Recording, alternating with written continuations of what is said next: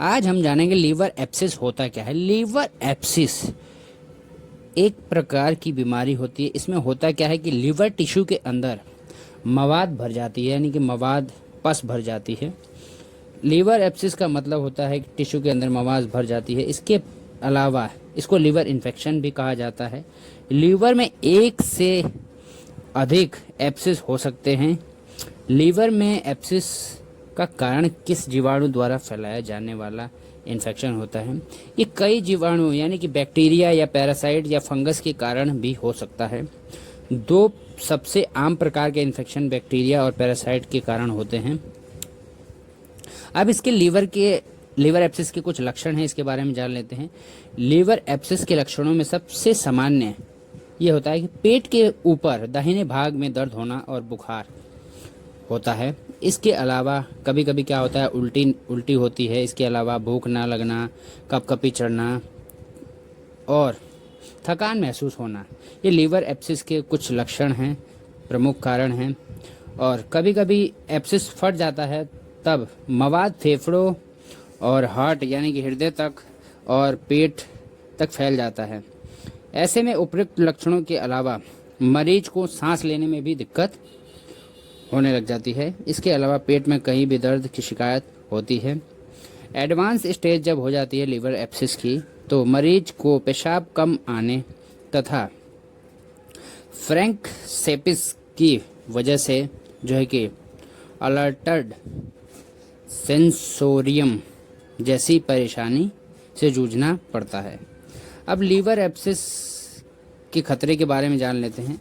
ज़्यादा शराब पीने की वजह से इसके अलावा एब्सेस बनने की आशंका रहती है। इसके अलावा सुस्त इम्यून सिस्टम या डायबिटीज़, HIV या कैंसर की वजह से या कीमोथेरेपी करवा रहे हैं लोग, लीवर एब्सेस की आशंका हो जाती है। इसके अलावा एक बैक्टीरिया होता है, उसके द्वारा भी जो है कि लीवर एब्सेस होता है, जिसको एंटी अमीबा हिस्टोलाइटिका पैरासाइट कहा जाता है, जो कि दूषित खान पान और खाद्य पदार्थों के द्वारा फैलता है। अब लीवर एब्सिस का पता कैसे लगाएं कि आपको लीवर एब्सिस ही है। तो लीवर एब्सिस का निदान करने के लिए लीवर की अल्ट्रासाउंड से जांच का पता चलता है। इसके अलावा संदेह हो तो CT स्कैन की मदद भी आप ले सकते हैं।